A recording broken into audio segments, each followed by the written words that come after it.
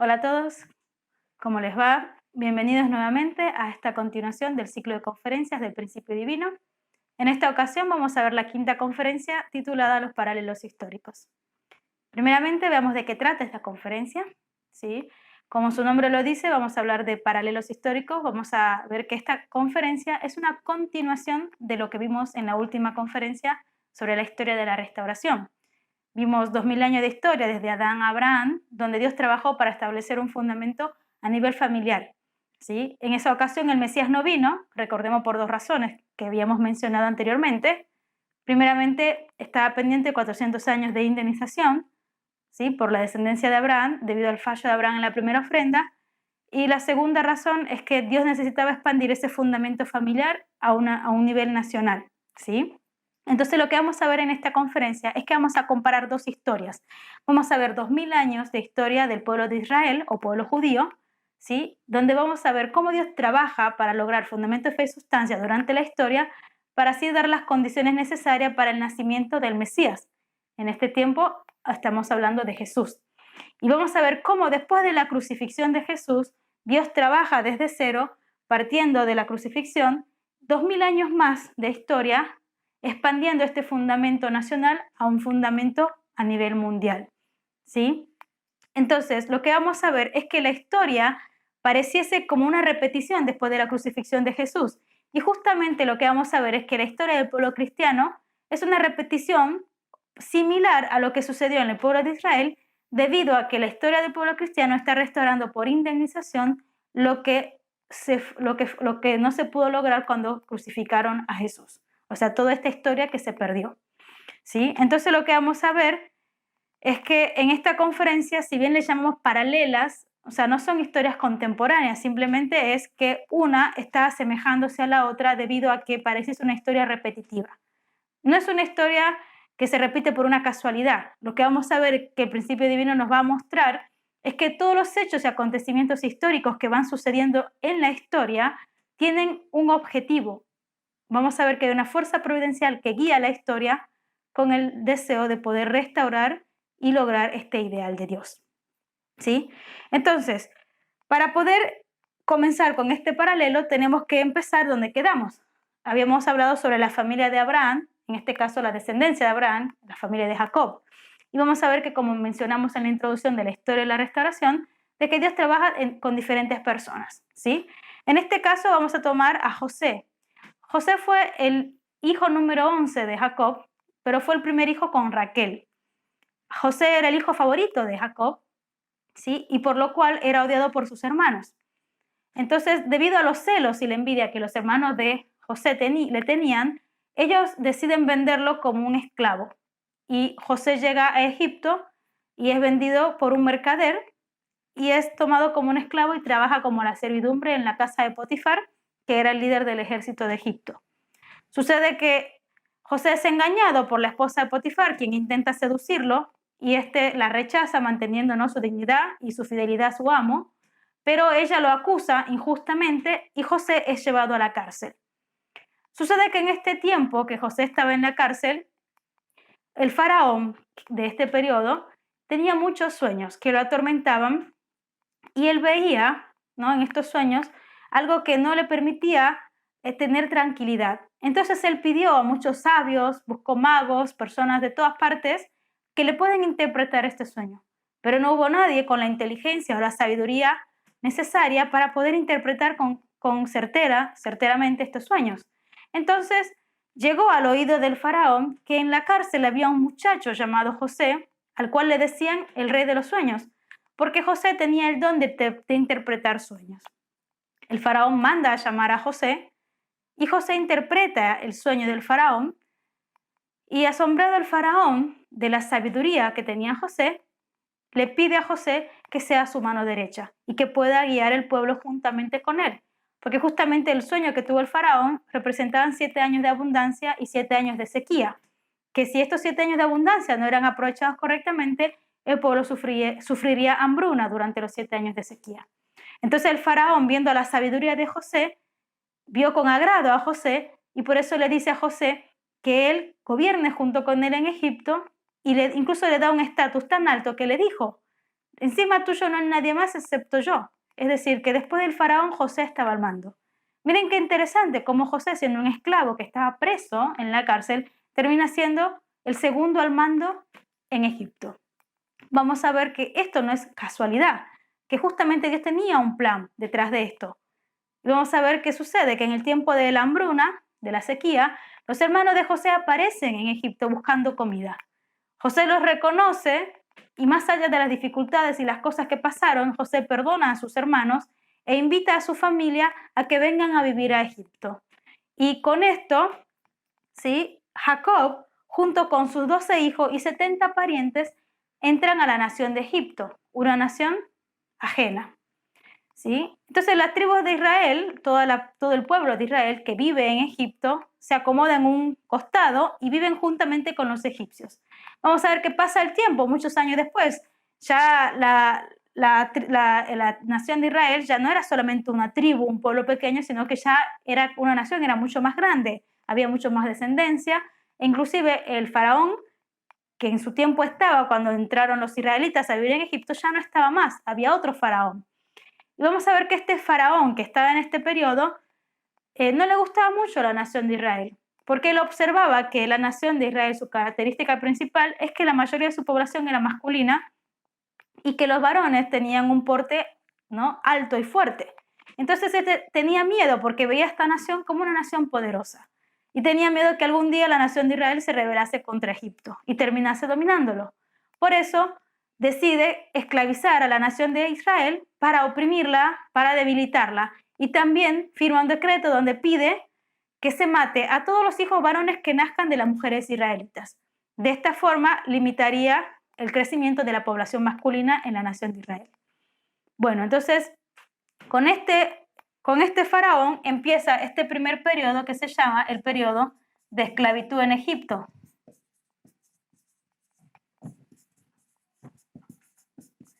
¿Sí? Y este periodo de 400 años es justamente este precio, esta indemnización que quedaba pendiente pagar por la falla de Abraham en la primera ofrenda. La característica de este primer periodo es que la nación de Israel, a pesar de vivir esclavos en Egipto, ellos mantenían su tradición como pueblo, de esta forma mantenían su identidad. Ellos practicaban la circuncisión, ellos guardaban el sábado como su día de adoración a Dios, como un día sagrado para ellos, y también practicaban las ofrendas, que las aprendieron de la misma forma que la establecía Abraham en su tiempo. Este primer periodo de 400 años termina cuando Moisés, quien también era un israelita, enviado por Dios como figura central, libera a la nación. Vamos a ver que Moisés, justamente su nombre viene porque su mamá, cuando él nació en ese tiempo donde mataban a los bebés israelitas, para salvar la vida de Moisés, lo manda justamente en un Moisés en el río. Y este bebé llega a los pies de una mujer egipcia que era la hermana del faraón. Ella tomó a este bebé y lo cría dentro de su palacio, contrata a una nodriza y justamente esta mujer que contrata era la misma madre de Moisés, quien lo educa y vive dentro del palacio. Miren qué interesante cómo Dios protege la vida de Moisés porque ya tenía predestinado que fuese la figura central que libera a la nación de Israel. Entonces Moisés en un momento tiene que huir del palacio y cuando huye del palacio se va al desierto de Madián. Y ahí durante 40 años se prepara, Dios lo prepara, lo educa y lo elige como la figura central para liberar a la nación de Israel. Entonces Moisés, a través de los 3 grandes milagros y las 10 plagas, consigue engañar al faraón y con esto libera a la nación de Israel. Cuando ellos cruzan el Mar Rojo, se establecen en 12 tribus, siempre centralizados en la descendencia de cada uno de los hijos de Jacob. Y acá empieza el segundo periodo, que es el periodo de los jueces. En este periodo se manejaban basados en un sistema feudal, porque había una sola cabeza. Es decir, que los jueces tenían 3 cargos. Tenían la posición de rey, de sumo sacerdote y de profeta. Los jueces normalmente eran los ancianos del pueblo quienes velaban para mantener la tradición. ¿Sí? En total, en este periodo hubieron 15 jueces Los más conocidos o los últimos de ellos fueron Sansón, Elí y también Samuel, que fue el último juez de este periodo. Entonces sucede que el pueblo de Israel considera que una sola persona para asumir tanta responsabilidad no era suficiente. Entonces le exigen a Samuel que unja a un primer rey. Y con esto empieza el tercer periodo de reino unido de Israel. Esto es un periodo de mucha armonía y de unidad, ¿sí? Donde estos tres cargos se independizan. Hay un rey, que es la máxima autoridad, hay un sumo sacerdote, que representa la parte más religiosa de las tradiciones, y el profeta, quien recibe la inspiración de Dios y sirve de consejero para el rey. En este caso, Saúl es el primer rey de Israel que fue ungido a petición del pueblo, fue ungido por Samuel, y Samuel mantiene su posición de sumo sacerdote y profeta. Bueno, en este periodo, el rey tenía la responsabilidad de construir el templo. El templo, para el pueblo de Israel, simbolizaba al Mesías, era el objeto de fe más importante. El rey tenía que construir el templo, ya que el rey era la autoridad máxima, era la figura central de este periodo, y a través de construir el templo estaría ofreciendo un fundamento de fe para Dios. ¿Sí? Vamos a ver que el primer rey, Saúl, no logra este fundamento de fe porque era un rey que se rebeló contra el mandato de Dios y no construye este templo. Por eso, como no establece fundamento de fe, entonces es destituido. Entonces, a pedido del pueblo, Samuel elige a un segundo rey llamado David. David es este famoso David que venció a Goliat y a los filisteos, ¿sí? Y gracias al aprecio que el pueblo tuvo hacia él, ¿no? Toman a él como rey. David fue un buen rey, fue justo, ganó muchas batallas, pero el problema de David es que él cometió dos graves pecados de asesinato y de adulterio. Se enamoró de una mujer casada y terminó mandando a matar al esposo para quedarse con esta mujer. Sí, entonces debido a estos dos pecados y también a que él no pudo construir el templo, David no podía continuar siendo el rey y por eso se unge a un tercer rey. Y este tercer rey fue llamado Salomón,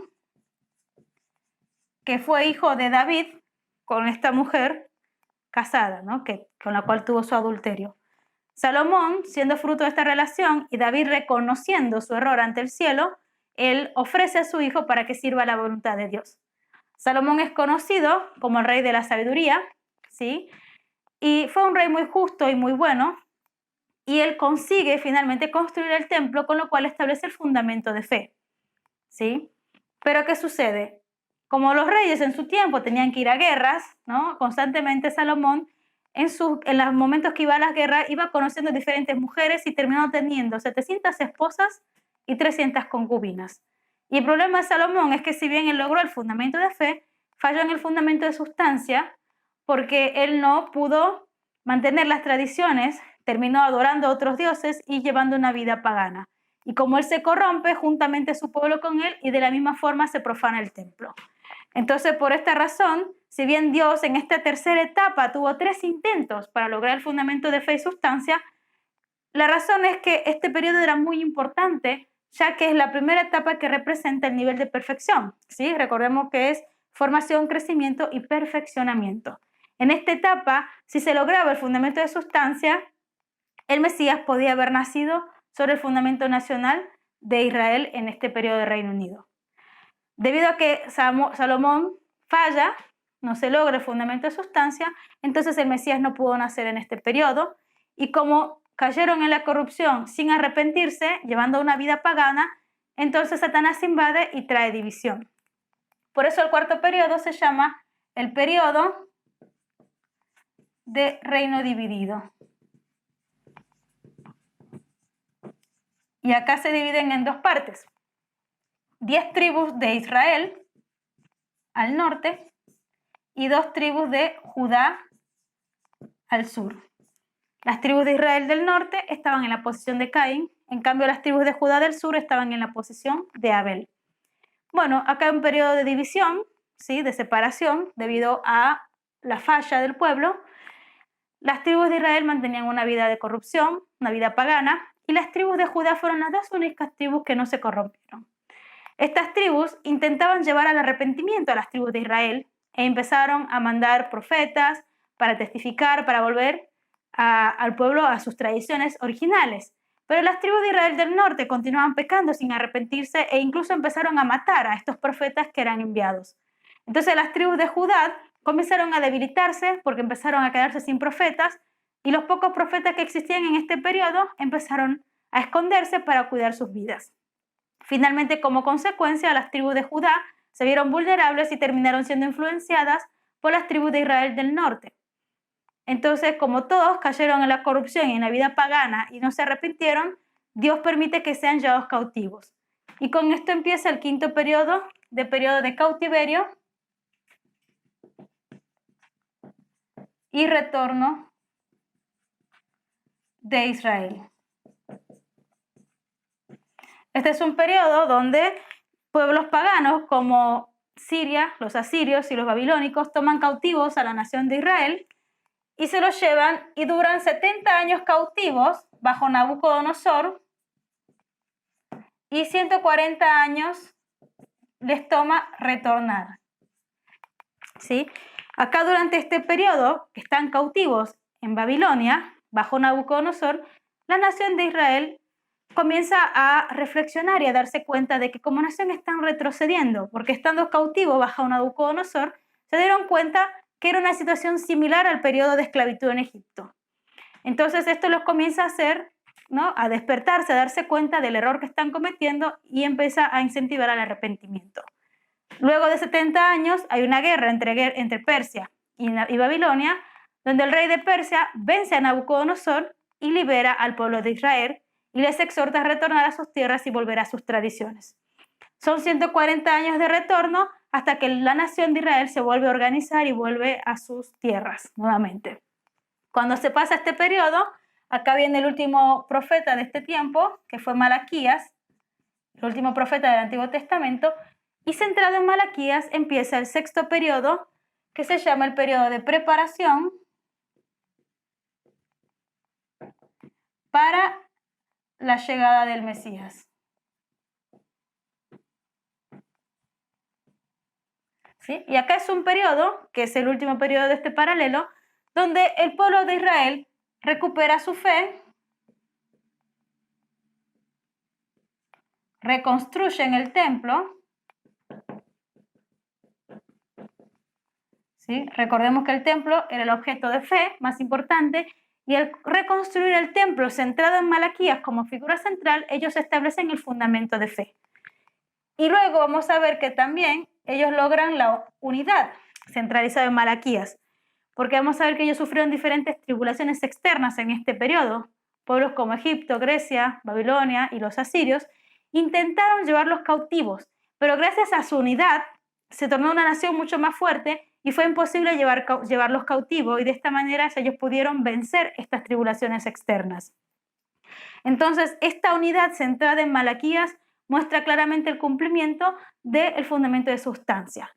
Entonces, finalmente, en esta etapa, que es la segunda etapa, ¿sí?, si contamos acá, formación, crecimiento y perfeccionamiento, donde se logran las condiciones para que pueda venir el Mesías. Entonces vamos a ver que esta es la historia central de la cual hablamos en la historia de la restauración, de todo el trabajo de Dios en la providencia para que se den las condiciones para que nazca el Mesías. Así como se dio esta historia central, vamos a ver que contemporáneo a este periodo, donde se dieron estas condiciones internas, también hubo una providencia periférica que se fue desarrollando.